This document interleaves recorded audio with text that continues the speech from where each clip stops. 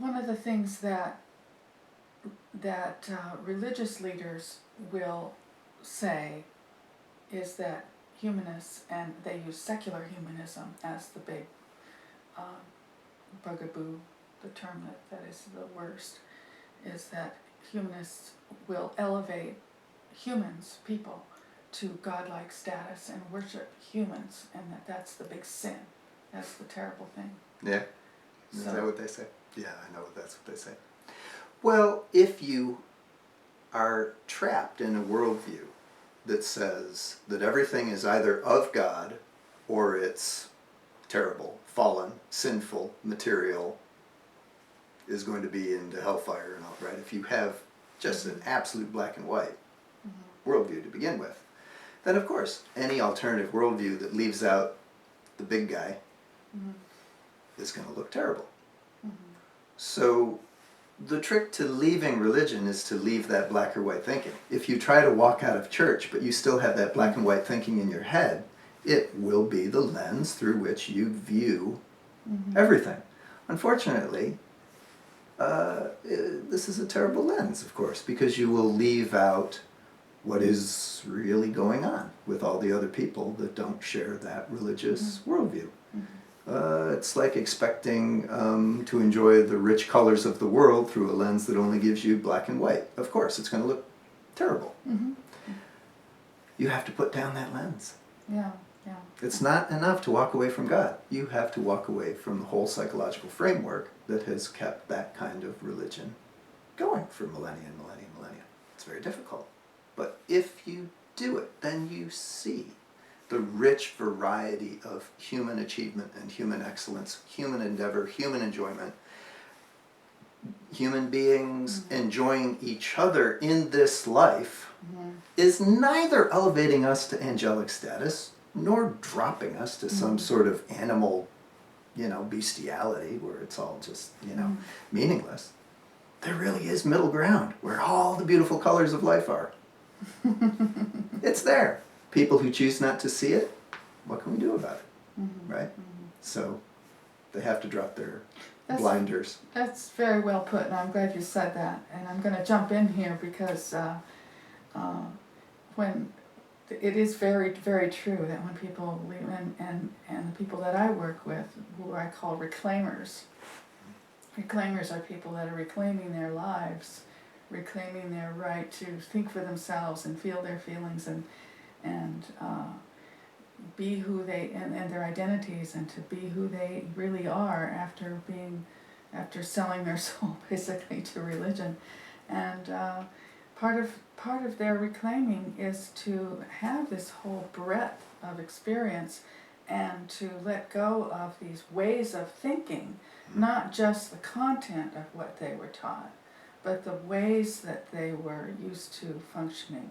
And black and white thinking is a very, very big component of it. So I'm glad that you said that, because that really changes everything. My friend Valerie Tirico, who's also a psychologist, she calls it mental hygiene. Oh. And that interesting. and that we have to attend to this. And so black and white thinking is a matter of mental hygiene, of becoming more healthy in that area. Secular humanism was treated like idolatry. That was the word I was trying to find. Well, I find it curious that people, but that's based on the idea that people are bad and wrong to begin with. See, and so the mental hygiene issue there is to let go of the idea that people are bad and wrong, and that's based on original sin, right? So there are these underlying assumptions that go with a religious worldview that have to shift in order to be interested and get involved in humanism. These are really major barriers. Sure. I think religion survives so very well precisely because it indoctrinates people into the view that they have to have some idol. The only question is it going to be the right one? So each religion, of course, teaches that it has the right idols, be it our Holy Scripture or our deity who spoke to Moses, or whatever where it all comes together. bereft of that one idol, you're expected to just sort of fall on your knees and worship some other idol. So if it is of the human world, then the accusation is, oh, in the secular world, you're just worshiping secular idols. No, there's a third alternative. How about getting off your knees, not worshiping anything? Yeah. Just enjoying everything for what it is and taking what you need. But that wouldn't occur, until you put away those religious frameworks and blinders. Right. Stand up. When you stand up, you're not on your knees worshiping anything. Well, another assumption in the religious view is that you don't have anything inside. You're empty. You're supposed to be a channel for God. And in order to do that, you have to be nothing. And so that would be another thing that would make you want to go outside yourself to worship and honor something outside yourself. And get all of what you need from outside yourself too. You get your wisdom, you get your strength, you get your love, you get everything from outside. So that's the other thing that the reclaimers have to work on, is to consider themselves whole and to consider themselves a source of some of these things. Humanism does start from the idea that each human being is worthy of self-respect. Mm-hmm. But the deal is, you have to respect yourself too.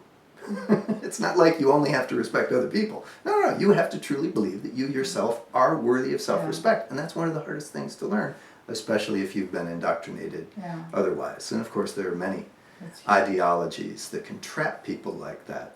Slavery, for example, or any kind of political subservience. Well, the traditional accusation against secularism, which is just a fancy word for a simple idea, namely, we human beings have to depend on each other for constructing our civic institutions and our political institutions, and try to, do more than give lip service to the idea of equality, right? It has to be enshrined in secular law. What you have to do is you have to, be willing to say, I am one, but I am at least one. I'm worthy of that equality. And I don't need a God to check with first whether I'm worthy of it. That's the trick. There is no outside guarantee. That you are human is sufficient. But you have to be willing to claim it. Until you're willing to claim it, you won't get it, and you won't understand how other human beings are managing just fine.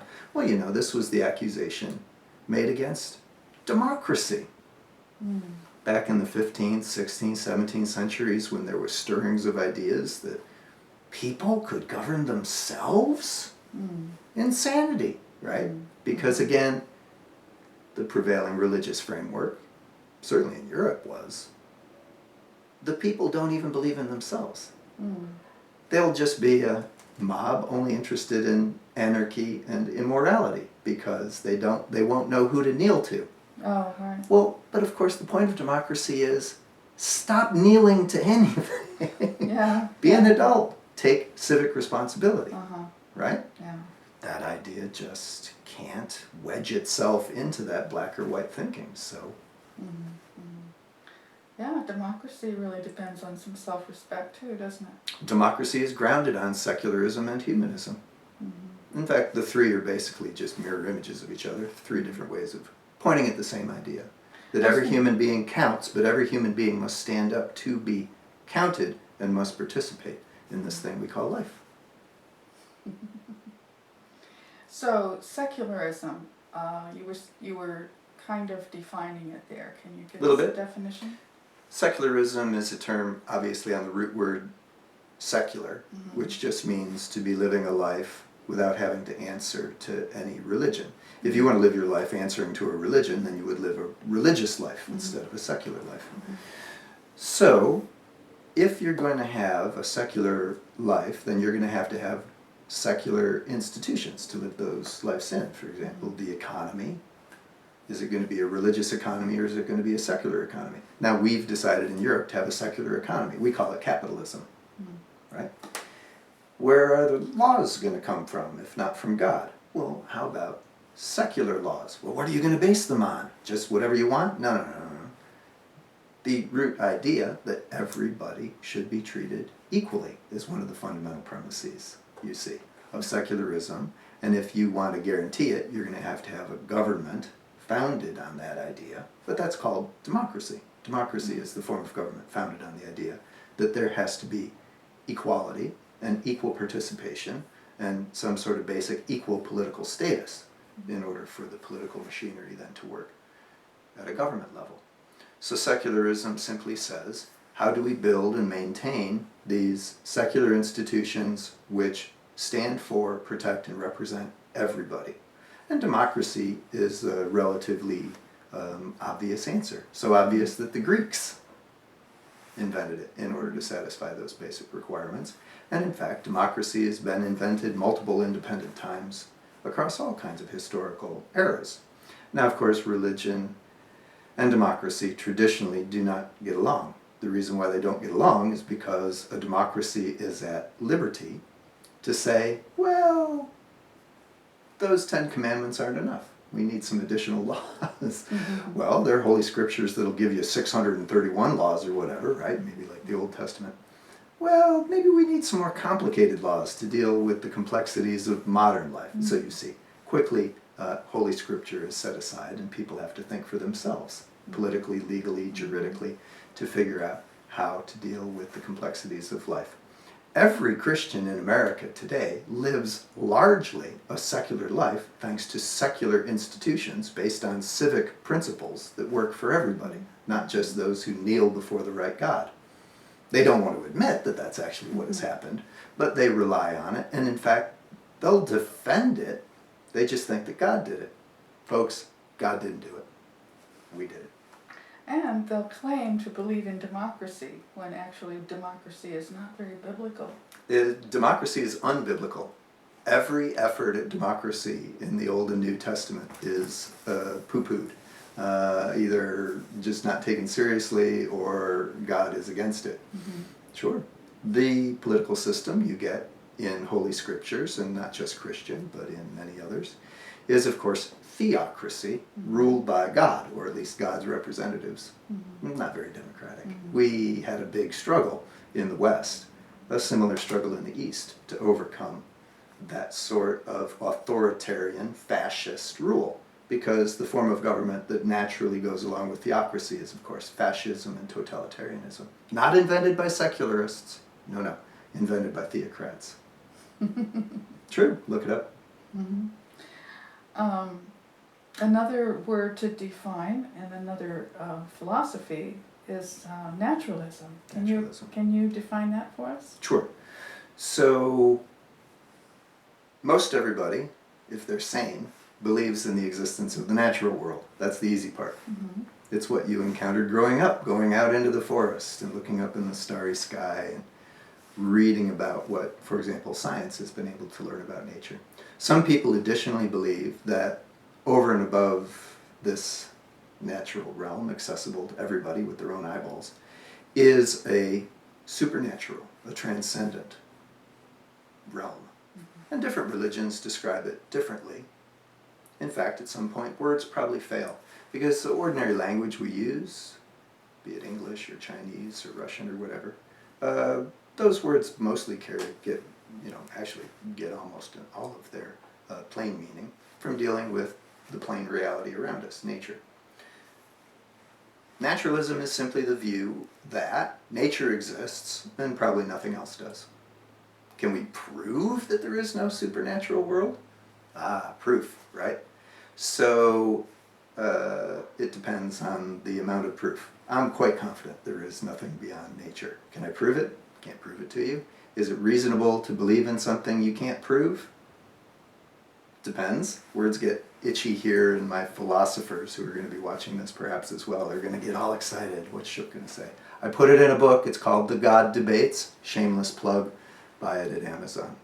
So you can get pretty philosophical about the level of demonstration needed.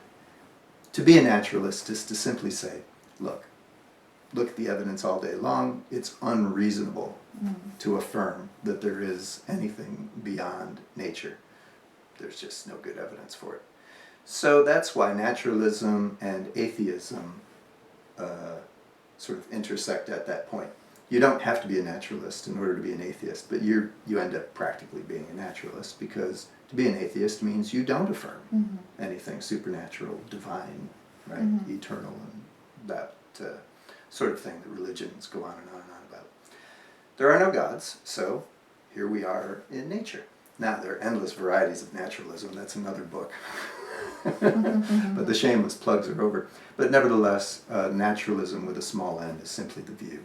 Not only that there are no gods, but nature, so far as we'll ever know, is all that there is, but it is more than enough. More than enough to keep us very busily exploring for as long as our species or any other intelligent species is going to be around. It's a big place. How do naturalism and humanism relate to each other? So, if you're going to be interested in humanism, you've already walked away as best you can from supernaturalism. So nature's it.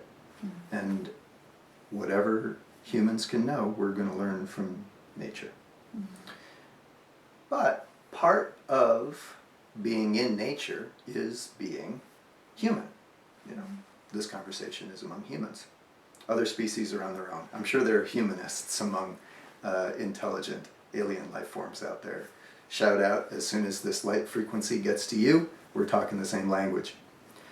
So what that means is, once you realize that we're kind of in some sense on our own, that we have to get as smart as we can about the only natural world we will ever know, and all we've got is each other. Okay, that's pretty much the recipe for humanism. The only question is, how do we live best? And again, we're going to have to rely on our natural resources. But being a clever species with a memory, we can learn from each other and learn from our collective history, if we're smart, on what does it really mean to try to live an excellent human life together. Many experiments, most of them have failed, so we can learn from accumulated human experience on experiments that have gone horribly wrong. Some, including myself, would classify theocracy, for example, as experiment that's been tried and tried again and never turns out well. You get rampant inequality, you get fascism, you get totalitarianism, you get human suffering, you get slavery of one form or another. I think it's time for us to move on to some other experiments. How about democracy? How's democracy been going? Well, who knows? We're in the middle of it, right? It's hardly been given a try, right? If you define democracy as the opportunity for full and equal political participation of all adults in the country where you're doing democracy, democracy is under 100 years old. Congratulations on that women's suffrage thing, by the way. Less than 100 years ago, right? So, civil rights for African Americans and other minorities and so forth. So, real full democracy is such, I mean, it's younger than experimental science. So, we're on our way. Does it have huge problems? Of course. Are we smart enough to course correct? I think we are. And it's that confidence that brings together humanism, naturalism, and democracy, right? The ethos, right? What are we here? What are we doing? Where are we doing it? What's the grand stage upon which we're performing? It's nature. And politically, how are we going to organize our lives for the welfare of everybody? Democracy. And then some morality and ethics. Well, that's the humanism, right? Where we learn from experiments at living together. Every human society has used morality, but morality is a tool that only gets you so far. We have to add on a lot of attachments and extra engines and motors. We have to do what's called ethics. So humanism is not the same as morality. It's certainly not the case that only humanists are moral. Most religious people are moral. How do I know this? Because we're all practicing pretty much the same basic morality. Where we get the big disagreements is actually not over this basic sense of morality that we try to teach all our kids. It comes with cultural baggage, status, hierarchy, stuff that the adults have to worry about. Who has more power than who has more rights than who, those sorts of questions. So take, for example, any issue regarding homosexuality and gay marriage, for example, or how much political power should women have, the suffrage thing that I mentioned earlier, right? Religions think that they have divinely inspired answers, but usually it's just cultural tradition that's doing the work. Well, it was in the Old Testament. If it was good enough for the Jews, right? Well, that was an experiment a very long time ago under very different sociocultural conditions. Asking over 300 million people to live by those same rules just doesn't make any sense anymore. Well, who's going to figure out a better way? We are, where everybody gets an opportunity at equal participation instead of just a few priests coming down from the mountaintop. One of the things that people say that are recovering from religion is that they feel very young.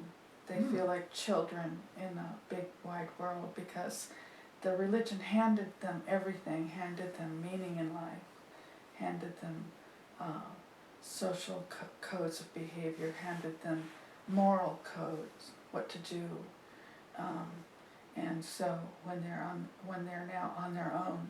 Oh, and also looking for the will of God to make decisions. So now they're stuck with learning how to think for themselves and make decisions, and also coming up with their own moral code too. I mean, I don't mean the big things like don't kill. Oh, I hope not the big things. But actually, those are the small things. If you're walking out of a church wondering how you're going to be moral, you're asking the wrong question. You're already a moral person. Why? Because you were raised in the same society the rest of us were. If you pretty much stick to what you were taught in kindergarten, like those inspirational posters, everything I learned in kindergarten, most of it's still valid for adults. But guess what? It's that common basic morality that humanity has relied on as a species for as long as we can figure out there's been humanity. Treat each other with respect. Listen and help each other. Take care of each other, right? Don't violate each other. Don't steal from it. You know, I'm getting back into that 10 Commandments, but the 10 Commandments came from somewhere. It came from a wisdom far older than Yahweh, right? Yahweh was a gleam in some Middle Eastern eyes. It's just an idea long before there was Yahweh or any of the other gods. Humanity was doing morality. In fact, morality, as far as we can tell, probably extends back into the species before us. The hominids, such as Homo erectus, probably was doing basic morality the same way we were. We didn't invent it. This is evolution doing this work. The human groups that used morality were the ones that survived better. So, think about just trying to be as good a person as you can. The goodness inside of you wasn't left behind in the church. In fact, it is because of your sense of goodness and need for self-respect that you walked out those doors.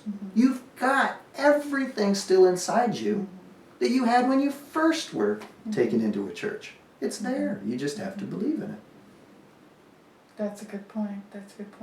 And that comes back to the essence of what I talk about a lot of times with people, and that as far as the essence of healing, which is self-trust.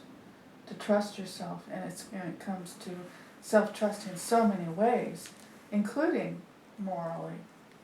And for a lot of people, those moral areas are sexual, you know, because a lot of sexual rules. And you know, to trust your own, like what you were saying about treating each other well and trusting yourself to the goodness in you. See, that's something that people don't necessarily assume, that they have goodness within. Well, they may have been taught the exact opposite in church. Yeah. But the point is, it's church that artificially imposed that upon them. Yeah. Churches cannot change the human heart. It can either make it better, it can make it better or worse, but it can't fundamentally alter it. You're still human. So I do remind people, you know what? There are some things you did learn in church, which, like for example, caring. You were taught to care about others, and you still have that. Not a bad thing to be taught it. The confusion is that only the church invented it, and only the church can teach it. Guess where the churches got it from? It got it from long human experience that existed before the first church was ever built. This is stuff older than religion. Morality is by several orders of magnitude older than the first religious ritual or the first time somebody assembled a little temple. So it comes into play even with something like sex, because with the church, if it's totally behavioral, in other words, it doesn't have to do with caring. It has to do with the rule, you know, like no premarital sex. Sure. It's just a plain, hard and fast rule. Well, in the secular world, it has more to do with the relationship, with being respectful, with caring, with not exploiting, and things like that. Sure. So to remember to trust yourself in some of those kinds of judgments and to bring those to play is a big learning process, but it does require this kind of maturity to start developing.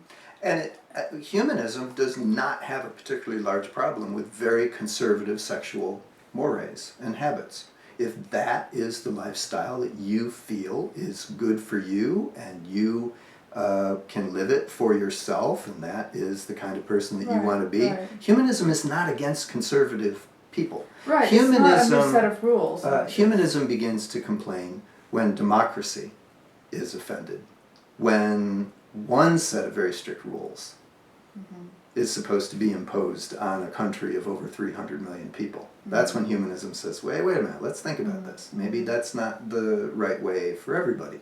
But nevertheless, democracy can be very conservative. We do have many, many laws respecting how people should treat each other sexually and all endless forms of human association. Democracy is more on the conservative side than on the liberal side, generally speaking. We have endless laws, and it's probably good for us. But nevertheless, the question is, when the laws need to be adjusted for new times, who are you going to turn to? The old Bibles or political participation, public discussion, voting, right? Humanism, democracy, secularism says, when it's time to reconsider, we got to reconsider. We can't just say, well, this is always the way it's been and this is the way God wants. I don't care what God wants. If there is a God, I'm hoping he's wishing us well. I have no idea. What I do know is that we have to take the responsibility to take each other very seriously with as much dignity and respect as we can. And if that ends up looking very conservative, so be it. I don't have a problem with conservatism. Well, I think she would want us to treat each other well. I would hope so.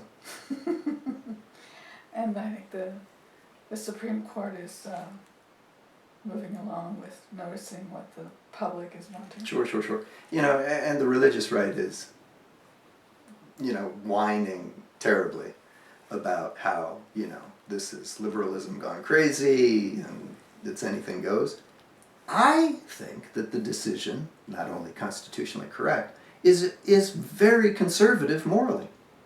I view it as a victory for conservative morality because it essentially says that adults who want to enter into a binding, serious, civically recognized relationship of very heavy duties and responsibilities, as marriage should be. It is right. Really. It's a conservative institution for people who are willing to make very serious commitments with each other.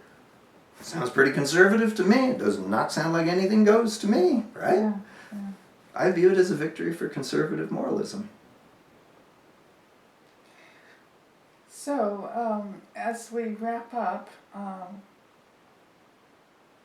what else can you think of that you might like to say to people that are, I mean, maybe you've said everything you'd like to, but is there anything else you'd like to say by way of advice or encouragement to people that are considering humanism as a...